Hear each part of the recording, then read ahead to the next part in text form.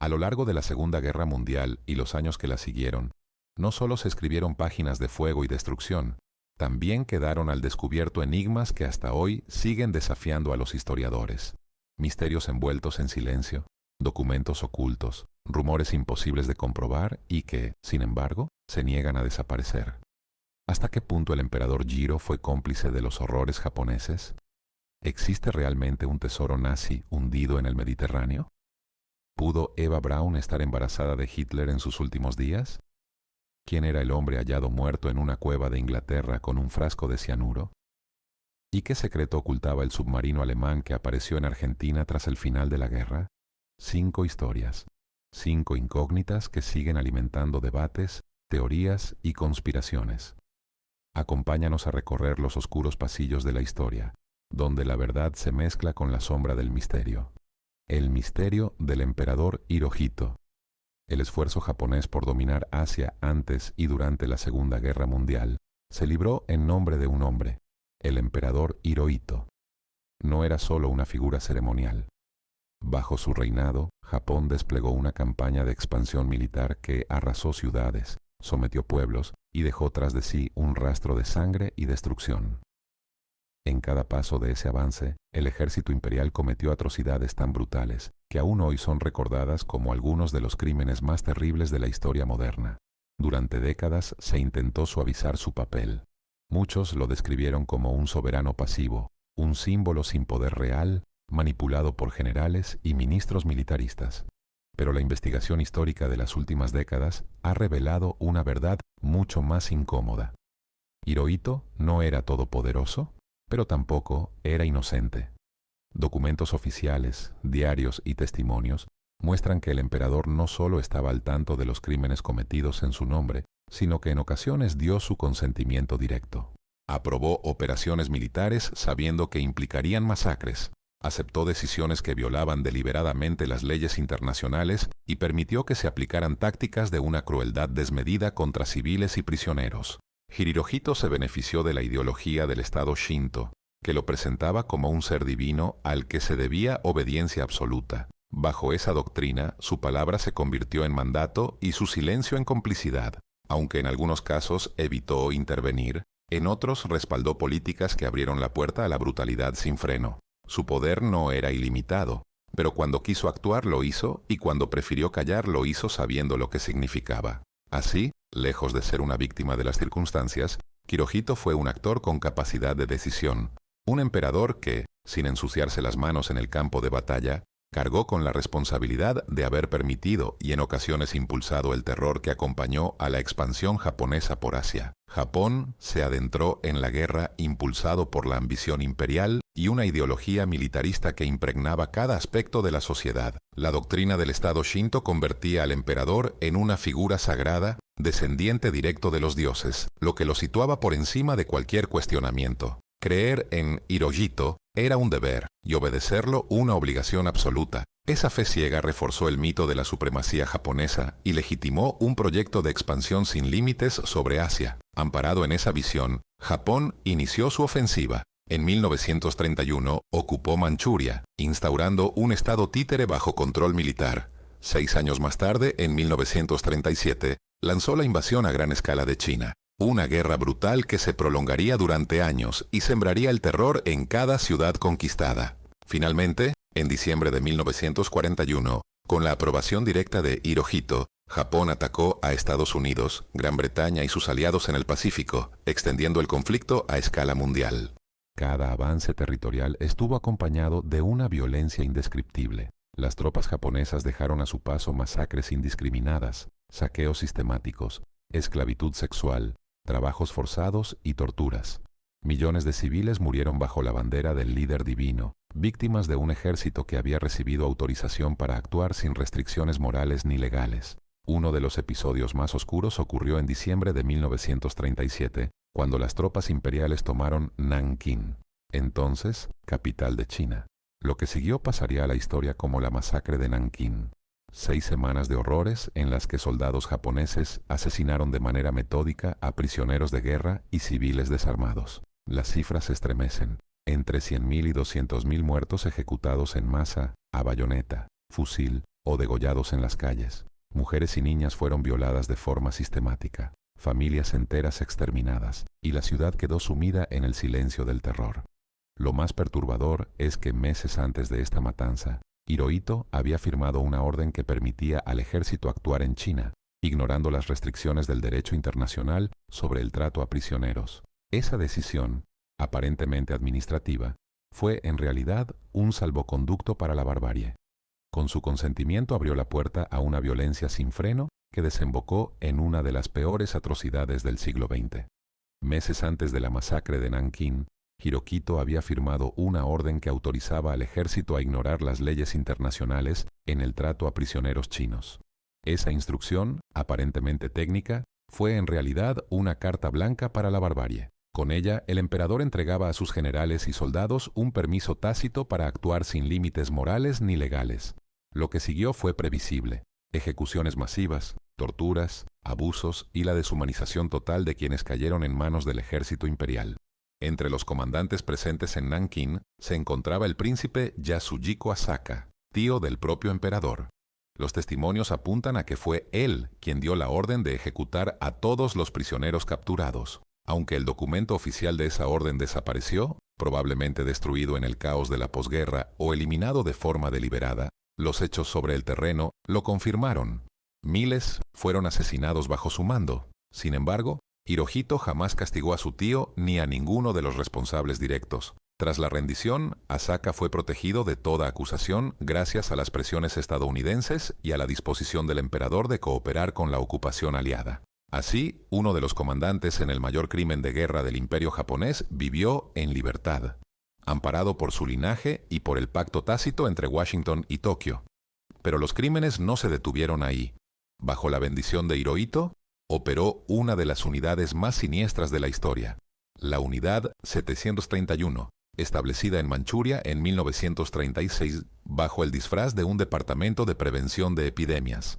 En realidad, se trataba de un programa secreto de guerra biológica, en el que miles de prisioneros, en su mayoría chinos pero también coreanos, rusos y prisioneros de guerra aliados, fueron sometidos a experimentos atroces. Los tetilas científicos de la Unidad 731 practicaron viviseciones sin anestesia, infectaron a prisioneros con peste bubónica, ántrax y cólera, probaron armas químicas en seres humanos y expusieron a hombres, mujeres y niños a condiciones extremas, hasta la muerte. Todo con el objetivo de perfeccionar armas biológicas para la guerra total. Hirohito no solo conocía la existencia de esta unidad, autorizó personalmente su creación, recibió informes periódicos sobre sus actividades y a medida que el conflicto se intensificaba, aprobó su expansión. Incluso consintió el uso de armas químicas y biológicas en el frente chino. Lo hizo con una lógica perversa. Prohibió que se usaran contra soldados occidentales, temiendo una represalia internacional que pudiera afectar a Japón, pero permitió que se aplicaran sin restricciones contra los ejércitos y la población civil en China. En su cálculo político, las vidas chinas eran prescindibles. La reacción occidental, en cambio, debía evitarse. Este doble rasero revela la naturaleza fría y calculadora de sus decisiones. Hirohito no fue un espectador impotente, fue un dirigente que midió riesgos, evaluó consecuencias y dio su consentimiento a políticas que transformaron la guerra en un laboratorio de crueldades inhumanas.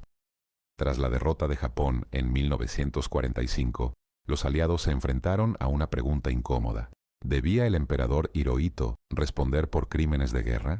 Durante el conflicto, la propaganda lo había presentado como un tirano comparable a Hitler o Mussolini. Para los soldados aliados que habían sufrido la brutalidad japonesa, su nombre estaba inevitablemente ligado al enemigo. Sin embargo, tras la rendición, esa percepción cambió de manera drástica. El general Douglas MacArthur, jefe de la ocupación estadounidense, temía que llevara a Hirohito ante un tribunal desestabilizar el país. Para él, el emperador podía convertirse en una herramienta política clave. Mantenerlo en el trono aseguraría la obediencia de la población japonesa, facilitaría las reformas democráticas y, sobre todo, evitaría que el comunismo ganara terreno en Asia en el marco de la Guerra Fría que recién comenzaba. La estabilidad estratégica pesó más que la justicia. Así, Hirohito fue blindado contra cualquier acusación, mientras toda la responsabilidad se trasladaba a figuras como el primer ministro Hidito y los generales del ejército imperial. Ellos fueron presentados como los verdaderos arquitectos de la agresión y la barbarie, mientras el emperador quedaba retratado como un soberano engañado, manipulado por asesores militaristas. Los juicios de Tokio, que debían establecer las responsabilidades de los crímenes de guerra japoneses, omitieron deliberadamente cualquier mención a la implicación directa del emperador. Archivos fueron destruidos, testimonios censurados y pruebas comprometedoras ocultadas. Los fiscales nunca lo llamaron a declarar. Los jueces nunca lo cuestionaron. La verdad se sacrificó en nombre de la conveniencia política. De esta manera, Hirohito emergió en el relato oficial como una figura casi inocente, un monarca benevolente, arrastrado por las ambiciones de otros. La censura impuesta durante la ocupación consolidó esa imagen. La prensa japonesa no podía cuestionar al emperador. Los libros de historia omitían su papel en las decisiones militares y cualquier intento de vincularlo con los crímenes de guerra era rápidamente silenciado. El resultado fue que durante décadas generaciones enteras crecieron en Japón, creyendo que Hirohito había sido un testigo impotente de la tragedia, un símbolo pasivo en medio de la tormenta, más víctima que responsable. Solo con el paso de los años y gracias a documentos desclasificados y nuevas investigaciones, comenzó a desmoronarse esa fachada cuidadosamente construida.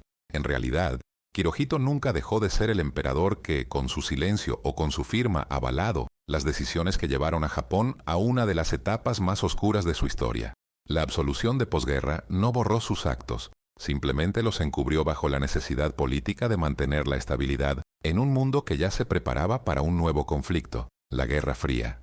Hoy, sin embargo, la investigación histórica ofrece un retrato distinto. Hirohito no fue un simple espectador, sino un líder informado con capacidad de decisión que permitió y en ocasiones impulsó políticas criminales. Ni un tirano absoluto, ni un títere pasivo, sino un soberano que bajo la apariencia de divinidad compartió una responsabilidad sustancial en algunos de los crímenes más atroces del siglo XX. Su figura, cuidadosamente protegida tras la derrota, simboliza cómo la verdad histórica puede quedar sepultada bajo intereses políticos. Pero el final de la guerra no significó solo juicios incompletos, silencios impuestos y pactos de conveniencia. También dejó tras de sí un mundo plagado de enigmas, rumores y leyendas que se negaron a morir con el tercer Reich. En el caos de la posguerra, mientras unos buscaban justicia y otros se aferraban a la reconstrucción, surgieron relatos de tesoros escondidos, fugitivos ilustres y cargamentos secretos, que se desvanecieron en medio de la confusión. Mientras el emperador Hirohito permanecía en su trono, protegido por la estrategia de los vencedores, en otro rincón del mundo comenzaba a crecer una de las leyendas más persistentes de la posguerra. Una historia que mezcla hechos comprobados con rumores imposibles de verificar y que aún hoy despierta la fascinación de historiadores y buscadores de tesoros. La del oro nazi perdido en el Mediterráneo, más conocido como el tesoro del zorro del desierto. Se trataba de un botín saqueado en el norte de África, cargado de oro, joyas y reliquias, que, según los testimonios, nunca llegó a Alemania. Un cargamento misterioso trasladado en secreto por oficiales de las SS y que según la leyenda fue hundido frente a las costas de Córcega para evitar que cayera en manos aliadas. Con el tiempo, aquel relato se convirtió en una de las historias más magnéticas de la posguerra. Mito, exageración o un tesoro real todavía, esperando ser descubierto bajo las aguas del Mediterráneo. El tesoro del zorro del desierto. La historia comienza en Thun en 1943, mientras el Afrika Korps del mariscal Erwin Rommel sufría derrota tras derrota y retrocedía bajo la presión aliada. Otro frente de crueldad se abría en paralelo. Las fuerzas de las SS, dirigidas por el coronel Walter Rauf, emprendieron una campaña despiadada contra la población judía local. No se trataba de batallas, sino de saqueos sistemáticos. Los hombres de Rauf irrumpían en comunidades, confiscaban joyas, arrancaban objetos de valor de hogares y comercios y, sobre todo, se apoderaban del oro. En la isla de Yerba se registró la incautación de más de 40 kilos de este metal precioso arrebatado directamente a la comunidad judía. En otras ciudades como Tues, Sfax o Gabés, las redadas se multiplicaron sumando lingotes, monedas, alhajas y piezas de valor incalculable. En cuestión de semanas, el botín superaba ya los 100 kilos de oro, además de una cantidad imposible de estimar de plata y piedras preciosas. Con la inminente derrota del Eje en el norte de África, surgió una nueva urgencia: sacar aquel tesoro a salvo. La caída era inevitable y el avance aliado avanzaba implacable, lo que significaba que todo lo saqueado podía ser recuperado si no se evacuaba a tiempo. R organizó el traslado con rapidez y frialdad militar. El oro y las joyas fueron empaquetados en pesadas cajas de munición. Un camuflaje perfecto para un cargamento que debía pasar desapercibido. Según documentos de inteligencia posteriores, esas cajas fueron embarcadas rumbo a Europa con destino final en Italia o Córcega. Todo parecía calculado. El tesoro debía reforzar las arcas del Reich, alimentar la maquinaria de guerra que se desmoronaba y, en última instancia, sostener un régimen que se resistía a aceptar la derrota. Pero en algún punto del trayecto el plan se quebró. Las huellas del tesoro se desvanecieron. No quedó rastro de su desembarco. No hubo registros de su entrega y los documentos oficiales guardaron silencio. El cargamento, tan real y tan meticulosamente saqueado, desapareció como si se lo hubiese tragado el mar. La leyenda cuenta que frente a la costa de Córcega, un grupo de oficiales de las SS tomó una decisión desesperada. Hundieron en el mar 6 pesadas cajas cargadas de oro, plata y joyas, el botín arrancado en Túes. Para algunos, aquello fue un plan calculado. Ocultar el tesoro bajo las aguas con la intención de volver a recuperarlo cuando la guerra ofreciera otra oportunidad. Para otros fue un acto forzado por la urgencia. Un ataque aéreo enemigo lo sorprendió en pleno trayecto, y para evitar que el cargamento cayera en manos aliadas, no tuvieron más remedio que arrojarlo al fondo del Mediterráneo. Lo cierto es que desde ese momento el rastro del tesoro desapareció por completo. Nunca más se supo del oro de Túes. Ni informes oficiales ni testimonios posteriores pudieron aclarar qué ocurrió con las cajas. Lo único que quedó fue un vacío de información que, como tantas veces en la historia, terminó alimentando un mito. El misterio no tardó en crecer. Aunque el mariscal Erwin Rommel, el célebre zorro del desierto, jamás tuvo participación directa en la operación, su nombre quedó inevitablemente asociado al tesoro. Tal vez porque fue durante su campaña africana cuando el botín se perdió. Tal vez porque su figura, envuelta en un aura de estratega brillante y casi legendario, ofrecía el marco perfecto para que la historia cobrara aún más fuerza. El oro desaparecido ya no era solo el oro de Túnez, se transformaba en el tesoro de Rommel, un relato destinado a sobrevivir mucho más allá del final de la guerra. Tras la guerra, la historia no se apagó. Al contrario, explotó con más fuerza. En 1948, un exsoldado de las SS, llamado Walter Kirner, aseguró haber estado presente en el hundimiento de las cajas.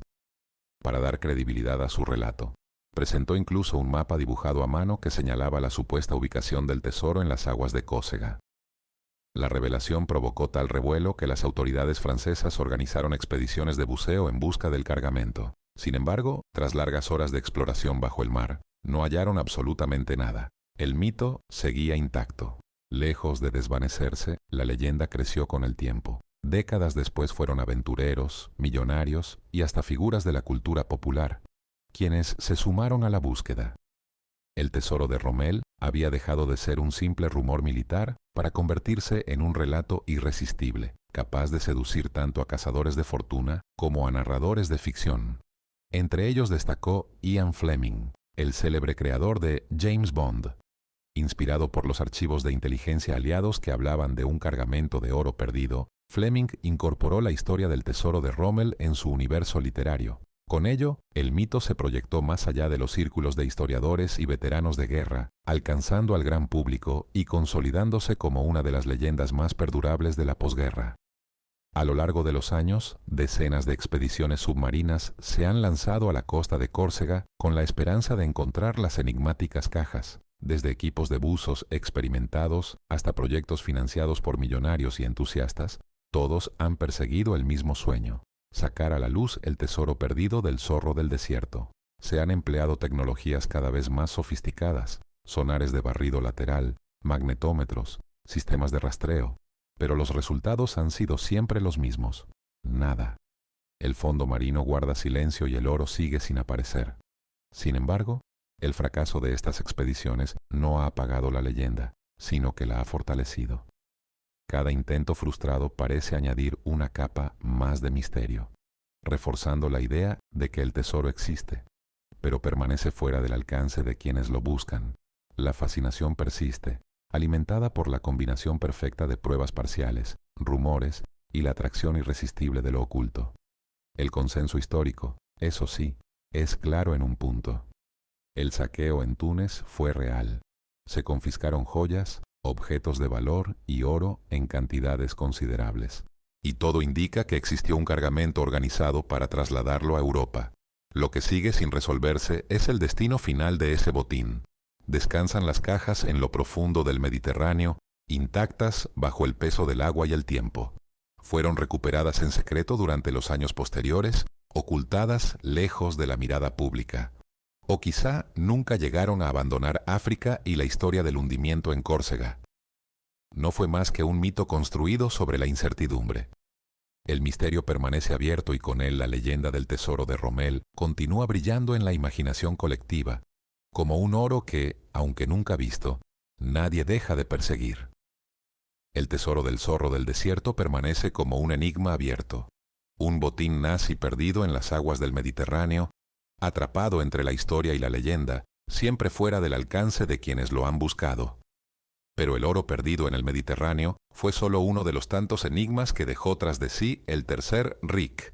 La derrota alemana no solo dispersó ejércitos y destruyó ciudades, también sembró un rastro de dudas y rumores que sobrevivieron al colapso del régimen. Entre documentos destruidos, archivos manipulados, testigos silenciados y testimonios contradictorios, la frontera entre la realidad y el mito se volvió cada vez más borrosa. Y no todos los misterios giraban en torno a tesoros hundidos, cargamentos desaparecidos o fortunas ocultas. Algunos alcanzaban el corazón mismo del círculo íntimo de Hitler, allí donde lo privado se convertía en secreto de Estado y lo personal en rumor eterno. Uno de esos rumores nació en 1945, en los últimos días del Reich, en medio de las ruinas de Berlín, cuando el mundo esperaba noticias definitivas sobre el destino del dictador. Fue entonces cuando comenzó a circular una pregunta perturbadora, una duda que todavía hoy resuena en la memoria de la historia. Estaba Eva Braun, la pareja de Hitler, embarazada cuando ambos murieron en el búnker, el embarazo de Eva Braun. En los días finales del Tercer Reich, cuando Berlín se desmoronaba bajo el estruendo de la artillería y los sótanos del poder se convertían en los últimos refugios, surgió un rumor que todavía hoy persiste. ¿Estaba Eva Braun embarazada cuando murió junto a Adolf Hitler en el búnker? La pregunta, tan sencilla como demoledora, se alimentó de silencios calculados, documentos ausentes y confesiones obtenidas en interrogatorios que nunca pudieron comprobarse del todo. Para entender por qué esta idea aprendió con tanta fuerza, es necesario detenerse en la figura de Eva Braun, o más bien en su ausencia pública. Durante años su existencia fue ocultada con cuidado de la mirada del pueblo alemán. Ella vivía a la sombra, confinada a los pasillos privados de la Cancillería, a las residencias de montaña y a los márgenes de las pocas fotografías que sobrevivieron. Mientras tanto, Hitler cultivaba con precisión propagandística una imagen muy distinta, la de un hombre sin familia, el esposo de Alemania, un líder que se presentaba como consagrado por completo a su nación, sin distracciones personales ni lazos que pudieran restarle devoción al pueblo. En ese escenario, la revelación de que mantenía una relación estable suponía una amenaza a su mito, pero un embarazo habría sido aún peor, un golpe directo a la narrativa cuidadosamente construida del Führer. Ese contraste entre la imagen pública de Hitler y la vida oculta de Eva Braun es lo que dio fuerza al rumor, que de ser cierto no solo habría revelado una intimidad guardada en secreto, sino que también habría derrumbado la fachada política sobre la que Hitler había edificado su poder. El rumor estalló después de la derrota. En diciembre de 1945, Hans Baur, piloto personal de Hitler, declaró ante sus captores soviéticos que Eva Braun estaba esperando un hijo en sus últimos días. Aquellas palabras pronunciadas en un contexto de cautiverio e incertidumbre fueron recogidas con rapidez. La afirmación se incorporó a un informe secreto preparado para Stalin, conocido más tarde como el libro de Hitler. En ese dossier, los oficiales soviéticos consignaron como hecho que la esposa del Führer, recién casada en el mismo búnker, había muerto embarazada el 30 de abril de 1945. Bastó esa frase, sin respaldo ni pruebas adicionales para alimentar el mito e introducirlo en el torrente subterráneo de la posguerra. Pero más allá de esa declaración, no hubo nada sólido, Ninguno de los sobrevivientes del búnker, ni la comitiva que acompañó a la pareja en sus últimas horas, mencionó jamás un embarazo. Sus testimonios, detallados y coincidentes en otros aspectos, guardaron silencio absoluto sobre ese punto. El propio Baur tampoco volvió a sostener lo dicho.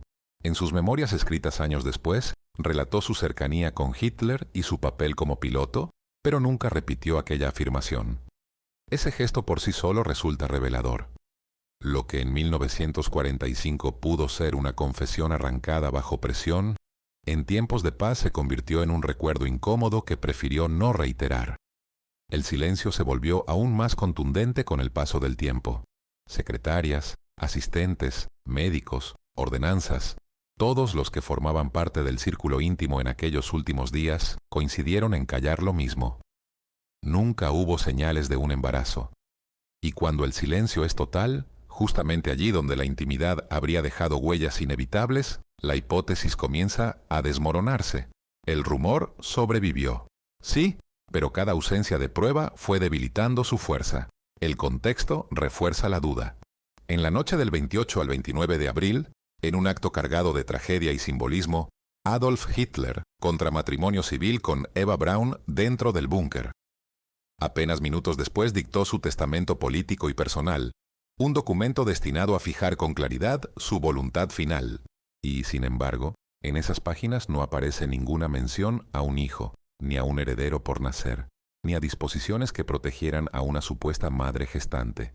Si Eva realmente hubiera estado embarazada, ese testamento habría sido el lugar natural para dejar constancia de ello. La ausencia es demasiado elocuente. También pesan las circunstancias materiales. En aquel refugio subterráneo, donde cada movimiento estaba vigilado y registrado por quienes compartían los últimos días del régimen, nada escapaba a la mirada de los presentes. La comida escasea, los médicos debían atender crisis nerviosas, heridas y suicidios con cianuro. Y aún así no surgió un solo registro médico, ninguna prescripción, ningún control que apunte a un estado de gravidez. Un embarazo avanzado habría dejado huellas inevitables, consultas médicas, cuidados especiales, restricciones en la alimentación, confidencias entre el círculo cercano. Nada de eso aparece en los testimonios de quienes atravesaron esas jornadas finales. El silencio no es solo ausencia. En este caso, es prueba de que la afirmación carece de sustento. Si el embarazo hubiese existido, se habría filtrado en alguna palabra, en algún gesto, en algún registro. Pero la evidencia es un vacío absoluto. La pregunta entonces no es solo si Eva Braun estaba embarazada, sino por qué alguien afirmó que lo estaba. En el clima enrarecido de 1945, cuando las ruinas de Berlín aún humeaban y el mundo trataba de comprender cómo un régimen tan poderoso había caído en cuestión de días, las confesiones se mezclaban con la desinformación. Para los soviéticos, siempre atentos a explotar cualquier resquicio propagandístico, la idea de un supuesto heredero del FER podía resultar útil.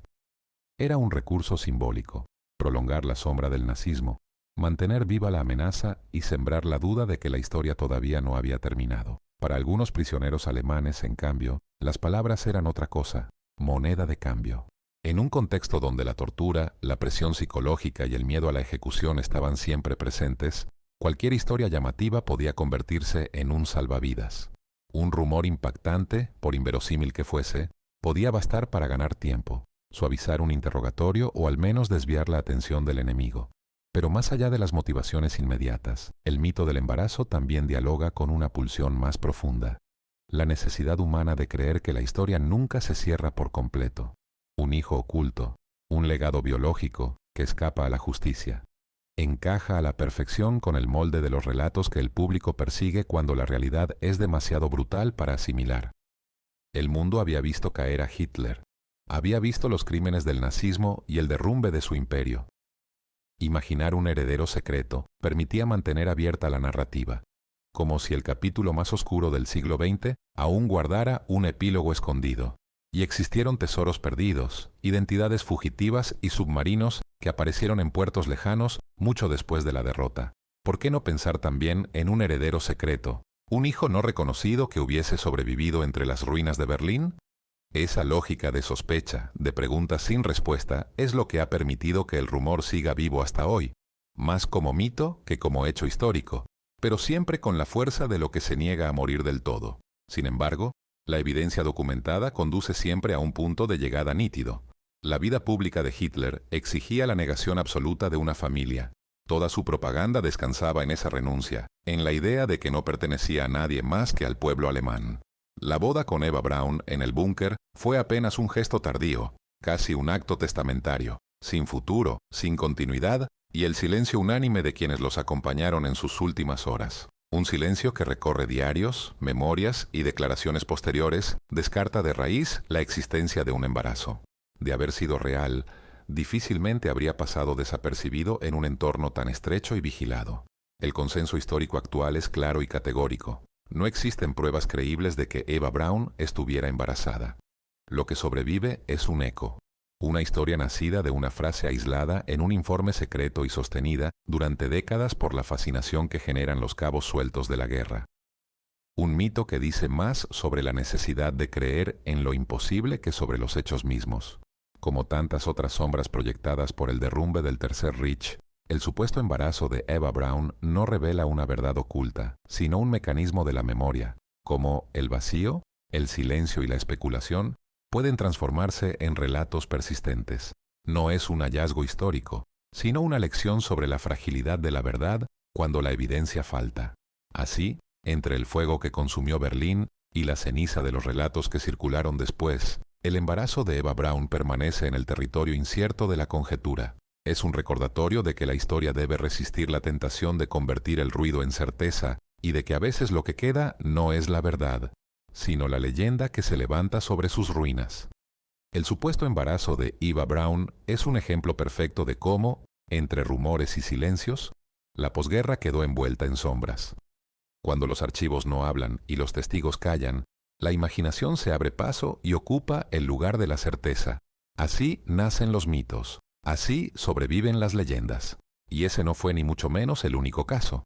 En aquellos mismos años, mientras Berlín ardía en la memoria y los juicios de guerra comenzaban a escribirse, otra historia inquietante surgía muy lejos del corazón del Reich. No era un rumor nacido en un interrogatorio, ni un testimonio manipulado bajo presión. Era un hallazgo físico tangible y desconcertante, un esqueleto oculto en lo profundo de una cueva británica acompañado de un pequeño frasco de cianuro. La pregunta fue inmediata, inevitable y todavía hoy resuena. ¿Quién era aquel hombre? ¿Un viajero extraviado que encontró la muerte en la oscuridad de la tierra o un espía del Tercer Reich que nunca llegó a cumplir su misión en territorio enemigo? El esqueleto del espía en Yorkshire. En el verano de 1947, dos jóvenes exploradores se internaron en los paisajes rocosos de los Yorkshire Dales en Inglaterra. Su propósito era simple: localizar nuevas cuevas en las laderas del monte Ingelbor. Lo que no podían imaginar es que aquel día acabarían frente a un hallazgo que superaría cualquier expectativa. Mientras apartaban piedras y maleza, en una depresión del terreno conocida como Clapham Bottoms, lograron abrir un estrecho acceso hacia el subsuelo. Con esfuerzo y curiosidad, uno de ellos se deslizó por la abertura y descendió a la oscuridad. Allí, en la penumbra, sus ojos se acostumbraron lentamente hasta distinguir una silueta extraña. Lo primero que vio fueron unos zapatos que sobresalían bajo una roca desplazada. Al acercarse, comprendió la magnitud de lo que tenía delante. No eran restos recientes, no era un accidente común. Los zapatos estaban aún unidos a un cuerpo humano reducido a huesos.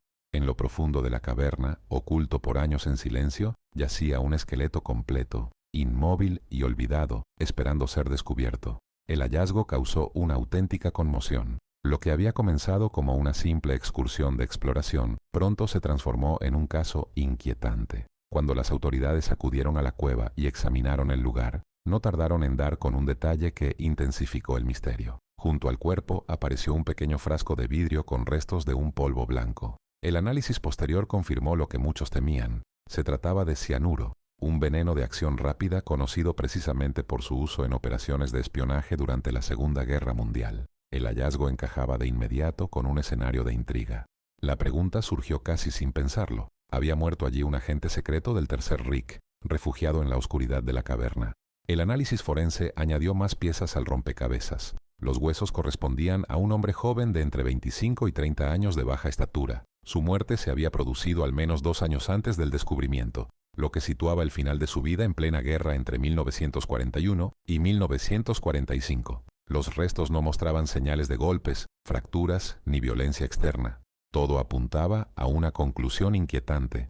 Aquel hombre no había sido asesinado, sino que había muerto por envenenamiento, muy probablemente tras ingerir el cianuro hallado junto a él.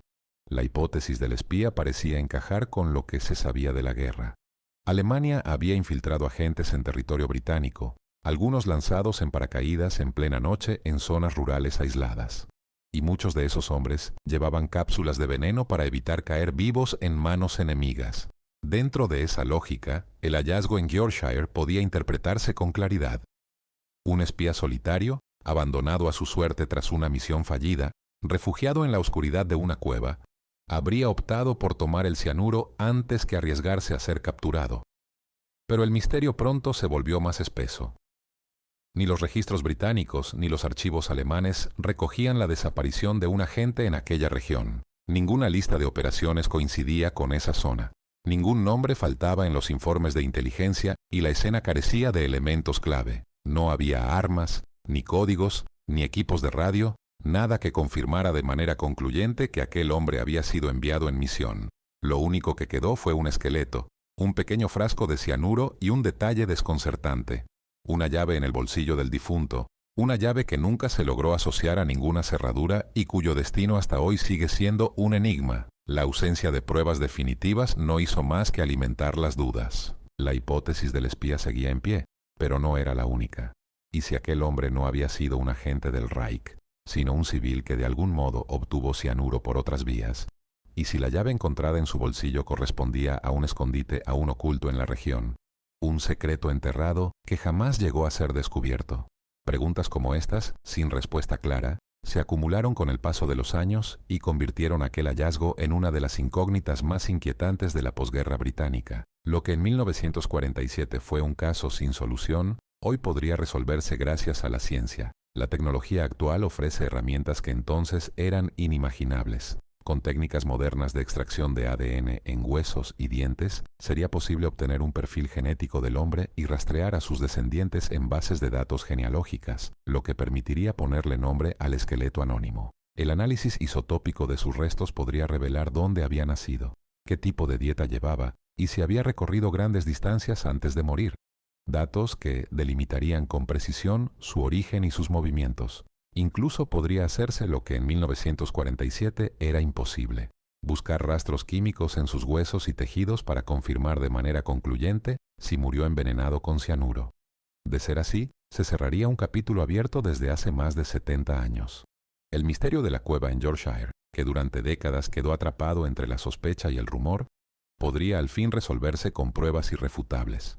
Hasta entonces, seguirá habitando el mismo terreno que tantos otros enigmas de la guerra, el espacio incómodo donde la verdad aún espera ser revelada. Si los huesos aún se conservan, quizá algún día el enigma del esqueleto en la cueva de Yoghiri encuentre una respuesta definitiva. Hasta entonces, la historia seguirá atrapada en un punto intermedio, oscilando entre la realidad documentada y la sospecha de espionaje. Un misterio silencioso incrustado en la roca del norte de Inglaterra que recuerda con fuerza una verdad incómoda. La guerra no terminó con la firma de la rendición, sino que dejó tras de sí un rastro de preguntas sin respuesta, heridas abiertas y secretos a medio enterrar. El esqueleto hallado en Yorkshire se convirtió en un símbolo de esos rastros ocultos que el conflicto sembró en todos los rincones del mundo. Restos anónimos, objetos enigmáticos, documentos perdidos, piezas de un rompecabezas que aún hoy esperan ser descifradas con nuevas miradas y nuevas herramientas. Y mientras tanto, su sola existencia mantiene vivo el eco de una época marcada por la violencia y la intriga. Sin embargo, no todos los enigmas de la posguerra permanecieron escondidos en cuevas remotas o en archivos sellados por la censura. Algunos irrumpieron en la superficie a plena luz del día, imposibles de ocultar, sorprendiendo al mundo entero con el simple hecho de hacerse visibles. Misterios que no surgieron del silencio, sino de la aparición repentina de aquello que no debía estar allí. Y uno de los más impactantes fue el de un submarino alemán que contra toda lógica emergió en la costa de Argentina meses después del colapso del Tercer Reich. Así ocurrió en julio de 1945, cuando un submarino alemán, el U-530, Apareció de manera inesperada frente a la base naval de Mar del Plata, en la costa argentina. Su llegada desconcertó a todos. Habían pasado ya 2 meses desde la rendición incondicional del Tercer Reich. El mundo celebraba el final de la guerra más devastadora de la historia, y sin embargo, aquel navío cruzó el Atlántico en silencio absoluto, como un fantasma que emergía del océano en el momento menos esperado. El desconcierto se transformó pronto en sospecha. ¿Por qué había viajado tan lejos? ¿Por qué había evitado rendirse en Europa como hicieron la mayoría de los submarinos alemanes? ¿Qué los había impulsado a arriesgarse en un trayecto tan largo después de que la guerra ya estaba perdida? El U-530 no llegó vacío. Arrastraba consigo un cúmulo de rumores, preguntas y sospechas que marcaron para siempre su historia. La pregunta que todos se hicieron desde el primer instante fue inevitable. ¿Qué secretos traía en su interior aquel submarino? El misterio del submarino U-530 en Argentina. El 10 de julio de 1945, apenas 2 meses después de la rendición incondicional de la Alemania nazi, un submarino alemán emergió frente a la base naval de Mar del Plata, en Argentina. Se trataba del U-530, un sumergible del tipo 9C-40 que en teoría debía haberse entregado en Europa, igual que el resto de la flota derrotada, pero no lo hizo. En lugar de rendirse en los puertos controlados por los aliados, cruzó el Atlántico y se presentó en un país lejano, neutralizado y muy lejos del escenario principal de la guerra. Su aparición dejó a todos perplejos. No era un simple retraso ni una confusión administrativa. Era un acto que rompía toda lógica. ¿Qué hacía allí un submarino alemán navegando semanas después de que la guerra ya había terminado? ¿Qué los llevó a cruzar medio océano cuando el conflicto estaba decidido y la derrota del Reich era un hecho irreversible? Las preguntas se multiplicaron de inmediato. ¿Por qué Argentina? ¿Por qué tan tarde? ¿Y qué había ocurrido durante los 2 largos meses transcurridos desde mayo hasta julio de 1945? Nadie tenía una respuesta clara. La única certeza era que el U-530 no debía estar allí, y su sola presencia lo convertía en un misterio en alta mar que desde entonces jamás se disipó del todo. Los 54 marineros a bordo del U-530, agotados por la travesía, pero sorprendentemente ilesos, fueron capturados por las autoridades argentinas en cuanto el submarino se presentó en Mar del Plata. La imagen era desconcertante. Hombres jóvenes, delgados y fatigados, que aparecían semanas después de que la guerra ya había terminado, todavía con uniforme y disciplina militar. Su sola presencia levantó interrogantes desde el primer momento. Al ser interrogados, los tripulantes ofrecieron una versión oficial sencilla y repetida con precisión. Aseguraron que el submarino había partido de Noruega en los últimos días de la guerra, justo antes de la rendición del Tercer Reich. Explicaron que una vez en alta mar permanecieron navegando sin rumbo definido a la espera de órdenes que nunca llegaron. Finalmente decidieron dirigirse hacia Sudamérica, convencidos de que sería más seguro entregarse allí que hacerlo en los puertos europeos, donde temían represalias inmediatas por parte de los aliados. Según su relato, no había nada extraño en la misión. No transportaban carga secreta ni pasajeros importantes. Ningún jerarca nazi viajaba con ellos. Ningún tesoro oculto estaba guardado en sus compartimentos. Su único objetivo, insistieron, había sido sobrevivir a la caída del Reich y buscar un destino donde rendirse sin riesgo de ejecuciones sumarias. Era la versión que todos los marineros sostuvieron, palabra por palabra, ante las autoridades. Sin embargo, las dudas no tardaron en aparecer. Pronto se descubrió que la tripulación había arrojado al mar gran parte de la documentación del submarino antes de rendirse. Los registros de navegación, las órdenes recibidas, los informes de misión, todo había sido eliminado deliberadamente. También se deshicieron de la mayoría del armamento, lanzándolo por la borda en aguas profundas. Ese gesto levantó una sospecha inmediata. ¿Qué querían ocultar? ¿Qué información debía llegar jamás a manos de los interrogadores? A ello se sumaba un hecho aún más desconcertante. El tiempo transcurrido. Desde la rendición oficial de Alemania a comienzos de mayo hasta la llegada del U-530 a Argentina, habían pasado más de 2 meses. Un lapso demasiado largo para explicarse únicamente con una navegación errante en aguas abiertas. La coartada de haber vagado sin rumbo resultaba difícil de sostener frente a la lógica militar y el control estricto que solían seguir los submarinos alemanes. Así, lo que pudo haberse interpretado como una simple rendición atrasada, terminó convirtiéndose en un enigma cargado de sospechas. ¿Habían cumplido una misión secreta antes de entregarse? ¿Habían desembarcado pasajeros o cargamentos en algún punto del viaje? ¿O todo era parte de un plan más amplio que nunca salió a la luz? El silencio de la tripulación y la ausencia de pruebas documentales dejaron abiertas todas estas preguntas que desde entonces han alimentado el misterio en torno al U-530. Los rumores no tardaron en multiplicarse. Apenas se conoció la llegada del U-530, comenzaron a circular versiones cada vez más inquietantes sobre su verdadera misión. Algunos sostenían que el submarino había servido como transporte secreto para jerarcas nazis desembarcados discretamente en la Patagonia o en otros puntos aislados de Sudamérica antes de presentarse en Mar del Plata. Esta teoría explicaba tanto el retraso en la rendición como la desaparición de documentos y armamento. Todo habría sido eliminado para borrar las huellas de aquel desembarco clandestino. Otros relatos apuntaban en una dirección diferente, pero igual de intrigante. Según estas versiones, el Lu-530 no llevaba pasajeros ilustres, sino tesoros saqueados en Europa, argamentos de oro, obras de arte y reliquias que el régimen nazi había acumulado durante años y que nunca aparecieron en los registros oficiales tras la derrota. El submarino, de acuerdo con esta hipótesis, habría sido parte de una red secreta destinada a ocultar el botín en territorios seguros fuera del alcance de los aliados. La teoría más osada y al mismo tiempo la más repetida por la imaginación popular fue aún más lejos. Decía que entre los pasajeros ocultos del U-530 viajaban nada menos que Adolf Hitler y Eva Braun, quienes habrían escapado de Berlín en los últimos días de la guerra. En este relato, la pareja no se habría suicidado en el búnker, sino que habría encontrado refugio en América Latina tras un largo viaje en submarino. Era una hipótesis sin pruebas, pero con un magnetismo irresistible, capaz de atrapar titulares y alimentar conspiraciones durante décadas. Las autoridades estadounidenses y británicas tomaron en serio estas posibilidades. La tripulación de U-530 fue sometida a interrogatorios exhaustivos con la intención de encontrar la menor grieta en su historia oficial. Sin embargo, nunca se logró comprobar nada.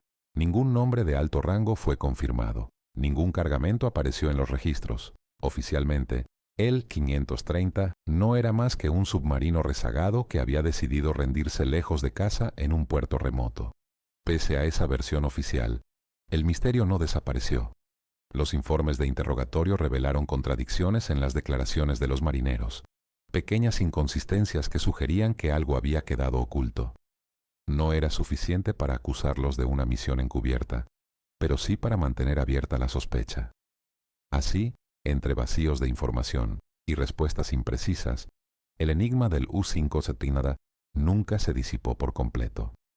El submarino quedó marcado como un símbolo de las sombras que acompañaron al final de la guerra, historias que se movían entre el hecho comprobado y la especulación, relatos imposibles de verificar, pero demasiado poderosos para desaparecer.